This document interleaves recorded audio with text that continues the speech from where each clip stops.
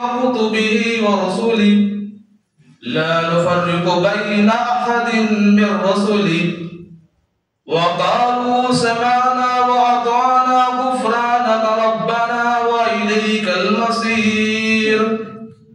لا يكلف الله نفسا إلا وسعها لها ما كسبت وعليها ما اكتسبت ربنا لا تؤاخذنا إن نسينا وأخطأنا ربنا ولا تحمل علينا إصرا